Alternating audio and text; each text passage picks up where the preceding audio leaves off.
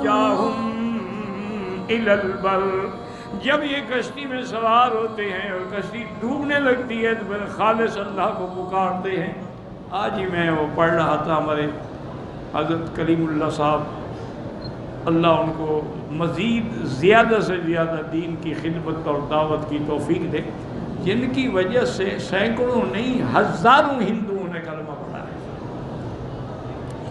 اب انہوں نے یہ کیا ہے کہ ان جو لوگوں کے جو اسلام لائے ہیں نا، ان سب کی انٹرویو کر کے ایک رسالے میں شائع کر دیں کہ بھی تم کیسے مسلمان ہوئے، تم کیسے مسلمان، تمہاری مسلمان۔ تو وہ لوگ جنہوں نے سب سے پہلے بابری مسجد پہ کدال چلائی تھی نا، الحمدللہ وہ بھی مسلمان، اللہ کا شکر۔